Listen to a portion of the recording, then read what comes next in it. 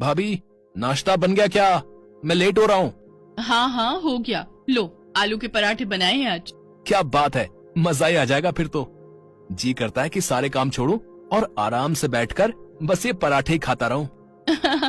तू भी ना, चल अब जल्दी कर। नहीं सच में भाभी, आप ना बेस्ट हो।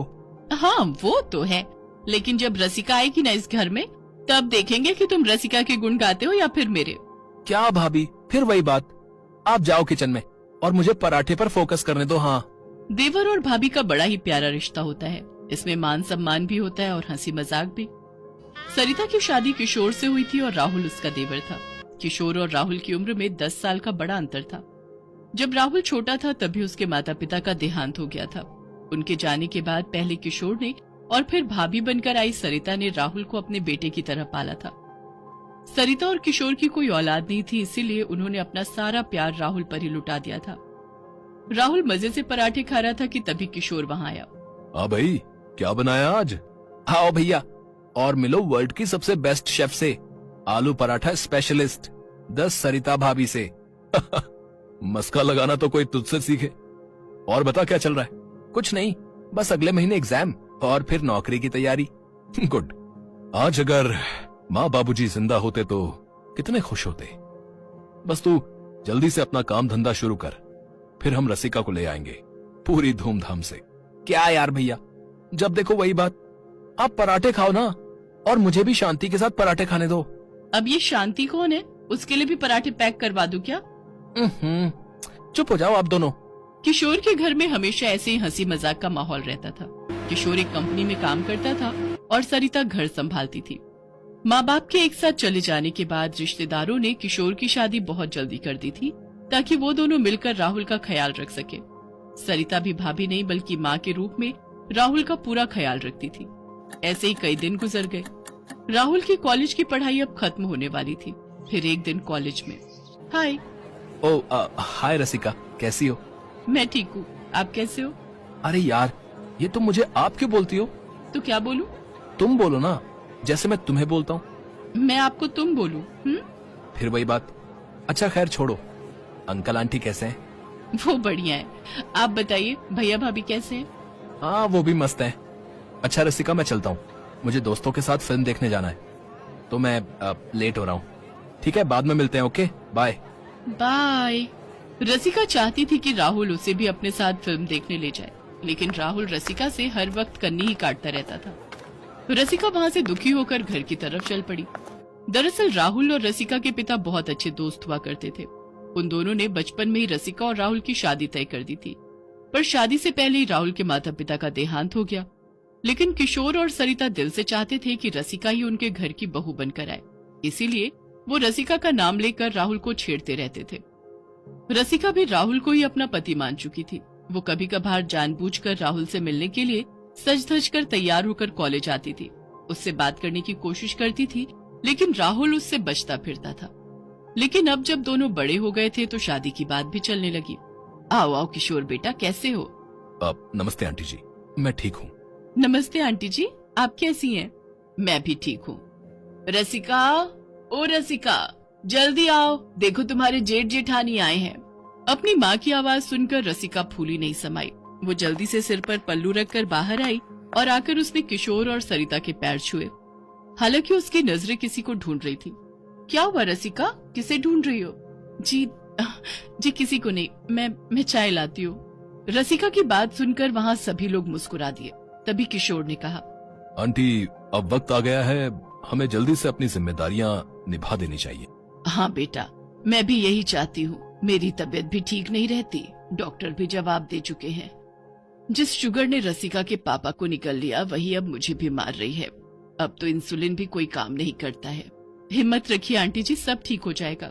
हाँ बेटी, बस रसिका तुम्हारे घर चली जाए, उसके बाद तो भगवान मुझे कभी भी उठा ले, कोई दुख नहीं।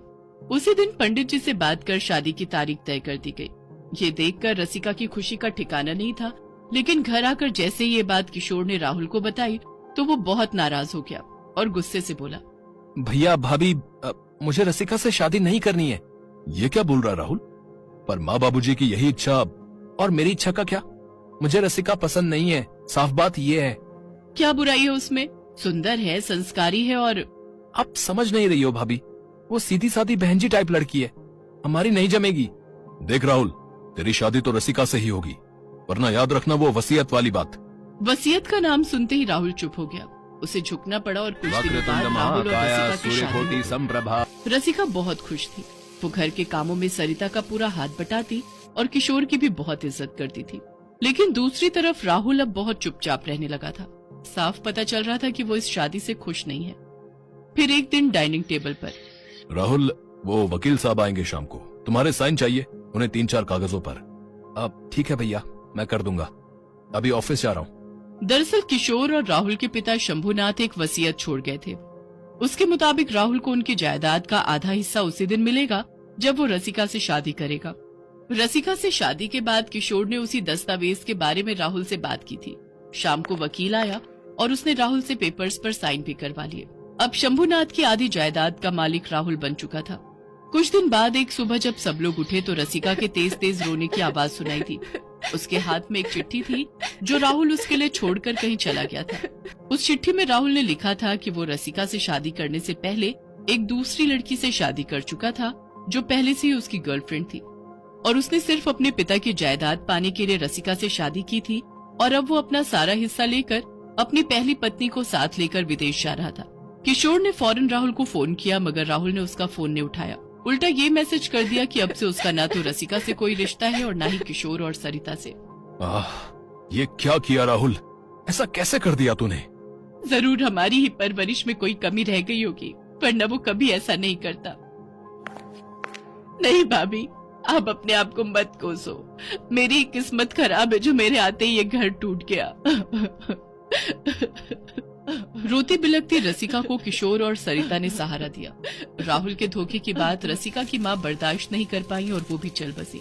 इस बात को कई महीने गुजर गए। अब तो राहुल ने विदेश में जाकर अपना नंबर भी बदल लिया। इधर रसिका ने भी एक ऑफिस में नौकरी शुरू कर दी। धीरे धीरे पूरा साल गुजर गया, लेकिन राहुल लौट कर नहीं आया। किशोर और सरिता समझ गए थे कि अब राहुल कभी नहीं लौटेगा। फिर एक शाम जब रसिका अपने ऑफिस से लौटी तो वो हैरान रह गई। किशोर और सरिता उसके कलीग हरीश के साथ बैठे थे। हरीश आप? हाँ रसिका, हरीश को हमने ही बुलाया है। रसिका, हरीश से हमारी फोन पर बात हुई थी। ये तुम्हें पसंद करते हैं और तुमसे शादी करना चाहते हैं। पर भाभी, ये नहीं हो सकता। क्यों नहीं हो सकता? जब राहुल अपनी जिंदगी में आगे बढ़ गया तो तुम कब तक उसके इंतजार में बैठी रहोगी? मैं सिर्फ भाभी नहीं हूँ तुम्हारी, आंटी के जाने के बाद अब मैं तुम्हारी माँ भी हूँ, और मुझे हक है तुम्हारा अच्छा बुरा सोचने का। तुम बस इतना बताओ कि हरीश तुम्हें पसंद है या नहीं। भाभी, रसिका कोई जवाब तो नहीं दे सकी, लेकिन उसके आंसू उसके दिल का हाल बयां कर रहे थे। उसकी भावनाओं को सरिता ने समझ लिया और फिर, रसिका, भले इस घर में तुम मेरी देवरानी बनकर आई थी, लेकिन अब तुम मेरी बेटी हो। राहुल के किए की सजा मैं तुम्हें नहीं भुगतने दूंगी। तुम्हारी शादी हरीश से होगी। मैं और तुम्हारे भैया इस बार तुम्हारा कन्यादान करेंगे। और हाँ, हमेशा एक बात याद रखना, तुम्हारा इस घर के साथ नाता कभी नहीं टूटेगा। ये घर हमेशा तुम्हारा मायका रहेगा। इतना कहकर सरिता ने रसिका को गले से लगा लिया। रसिका रोए जा रही थी, लेकिन उसे ये विश्वास भी हो गया था कि अब इसके बाद उसे रोना नहीं पड़ेगा, क्योंकि ना तो वो